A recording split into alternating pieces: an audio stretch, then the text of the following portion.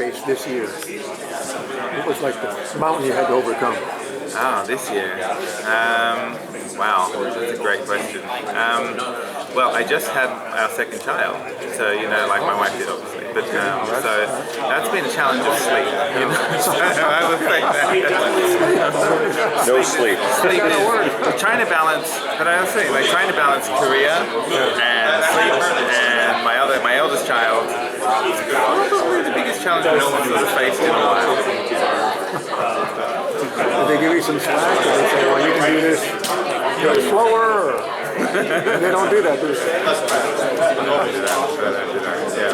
I mean, creatively, like it's actually like I've, it's actually been very easy lately. I've had some fantastic projects and great directors that I've worked with. So, I feel like the career side's been going great, but the at-home sleeping side harder.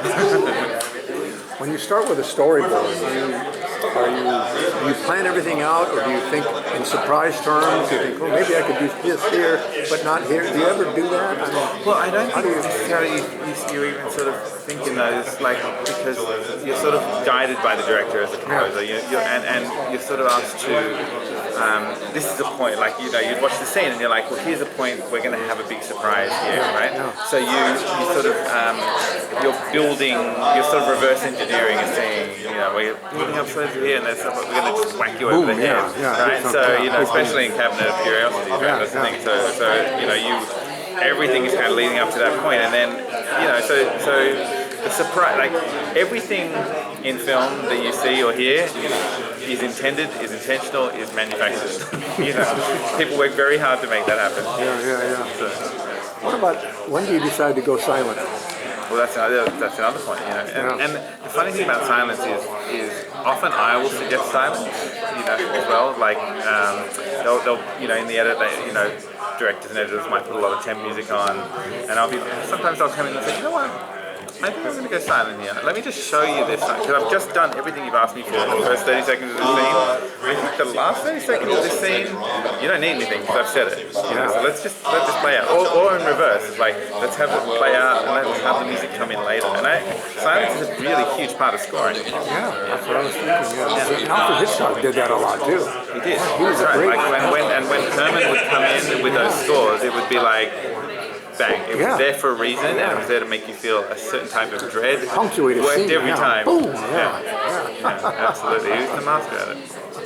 You have a question? I was going to ask, is there a certain type of genre that you find harder to do than others? Absolutely, comedy. Hands down, comedy is the most difficult genre to score, because first of all, in terms of the feedback, you're always getting the don't step on the joke, whatever you do, don't step on the joke. And also comedy changes every few years, like what is funny. Now it seems to be the trend seems to be play it straight, don't play the comedy. It seems to work quite well if you play a scene quite serious. Like if you're if for example it's a situational comedy and one of the characters is actually under stress, but the stress itself is funny, play that character stressed, don't play the audience reaction. Okay? So don't tell us to laugh, let us laugh. And that becomes a fine line of like, all right, at what point am I telling you to laugh? At what point am I being too dark, stopping you from laughing? Like it's really tricky. Fine line, it's the hardest thing to score. And how long do you give them to laugh? And how long do you give them to laugh when you come back in, when you punctuate? It's tough. And the thing is, a lot of the comedies that you score have been tested with audiences and things like that. So they kind of know what's funny, but when they get to you, they're sort of like, we know this is funny, so don't do anything here. Like, but I think I can make this funny. No, don't. So yeah, comedy's hard. What was it in this business that surprised you? What was it about the business that I didn't know about that? Total surprise. Wow. It's so many. I think that it's the old adage, right? But it's the who you know aspect of it. That always continues to surprise me in the sense that you sort of like. That it really is your relationships that get you the work. Like it's very rare that someone will hear a score and be like, I want to hire that person. It's usually word of mouth, because don't forget, as a composer, you have to. It's almost like an intimate relationship. You are with directors and producers, in their edit suites, in your studios, and you're going on a journey with them, and they have to like you, and you have to like them, And so I guess that's, it's become second nature to me now. But like when I first started, I would have thought, you just write great music. That's it. More than that. That's right. You always find yourself working with the same basic people. I've heard that too. It's funny, you do actually like a lot. You mean like directors and producers? Yeah, directors, because you form these relationships and this trust. And they know that they can call you and they'll get a quality product or at least the product that they want. That there's no risk. That you will deliver and you'll deliver on time and all that kind of thing. So it's very important to them that happens. I love working with new people. Of course, it's always an adventure, but it can also be like there's always a period of adjustment. It's like, do you like this? Okay, you don't like that. Do you like that? Okay, you don't like that. Like, just finding your feet creatively. So, I've always been kind of curious about the mental space. About you go, all right, I've got this project. yeah. How do you get yourself focused to get going? And this, are you able to like watch a movie or TV at home without going, oh, that's interesting, or that, or do you remember and go, oh, that was an interesting idea, or is it always you mean other people's or like? Yeah. Like, say you turn on a movie, are you able to just, or are you constantly going, oh, that's interesting what they did there? Maybe I should, Yeah, that's the curse of working in this industry. That you're constantly analyzing. Sometimes you're blown away. You're like, oh my god, I wish I had that, opportunity or whatever, or I wish I thought of doing what that person did or whatever. But yeah, I think the challenge is. Remind me of the question again. Oh, essentially listening to something in your downtime, and also when you have a project in front of you, how do you get your mindset going? I've got like 30 days to come up with something. Well, the pressure of a deadline is very helpful to making music. I think I've found, and then in fact, I'm terrible at writing music without a deadline. If the director was to say, it's open-ended, but just write me something that inspires me. They might call me up in 6 months, and I'll be like, sorry, I haven't done it yet. Whereas if they tell me they need something in 2 weeks, I can give them, all right, 20 minutes of music. It's 2 weeks. It's fine. But that's always been the case for me. In terms of there are projects when, particularly documentaries, like certain documentaries were not, because it's real.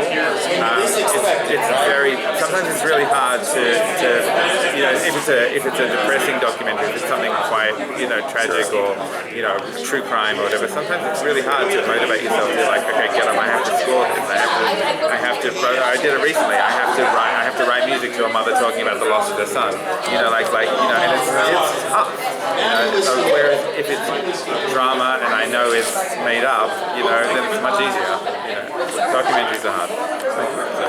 Yeah, sure. What was your first gig like? Was it horrifying or was it challenging? I'll talk about my first feature film, because I've done a number of ads beforehand, but my first feature film gig was an absolute dream.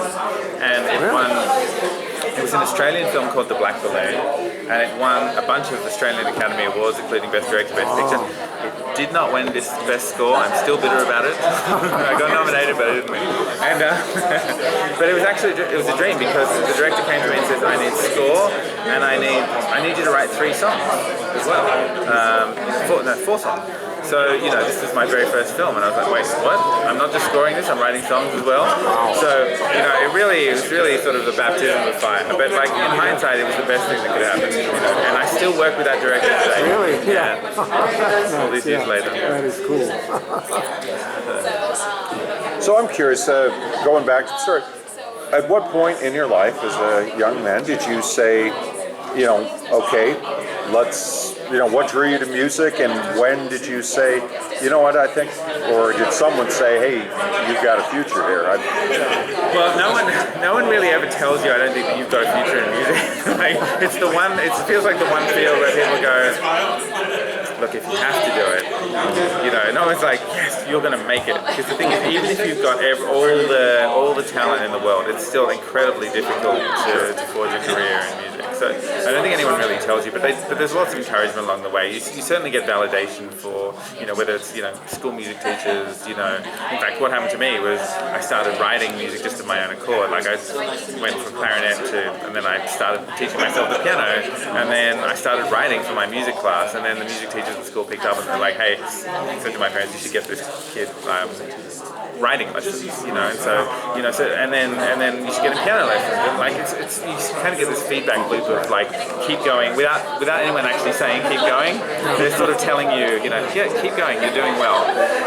And so the actual there was never really a decision it was more like finding avenues of music that I loved to pursue. So at age 18 I was toying between being a composer at my major university, being a composer, or having clarinet as my major. And I didn't want to be a concert clarinetist. I knew I didn't really want to be in orchestras. I was much more interested in composition. So that led to composition. And then even within the world of composition I was like, yes, but I'm less interested at the moment in the classical stage, and I'm more interested in film music. Like that's what I like. So then that led me to film school. So there's a series of just tiny decisions that kind of like forge a path for you, and you sort of follow it as best you can. The universe nudges you along. Got it. How it works. Thank you. How about the technology? How has it helped you? Has it hindered you a little bit? I mean, Oh, it definitely helps. Yeah, the technology, but it also has another aspect to it. The technology defines you, and it defines your music. And that's kind of unavoidable, even if it's like going from pen and paper to the equivalent of a word processor, like a program like Sibelius.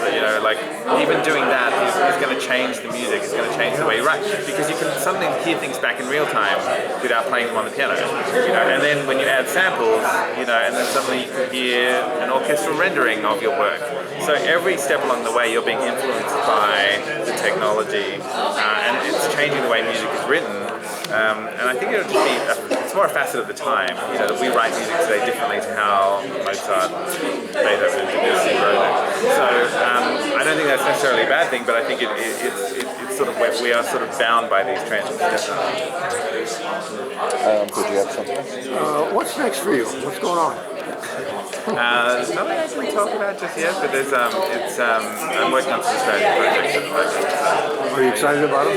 Yeah, no, I love working on strategy projects. I'm from there. It's my native language. That's the sense of native language. I never heard that. That's right. It's the sense of humor. It's a different vibe. So, it's fun. But How long does it take you to write a score? What's the average time? depends on the score. Feature film, you kind of want a minimum 4 weeks. I've done a feature film. I've done a feature film in a week before. That must have been a rush. That was terrifying. Never recommend that. I've done 6 to 8. It's lovely. You don't really get that anymore. Television, sometimes you get a week an episode. If you're lucky, sometimes it's less. Sometimes I've had 3 days an episode.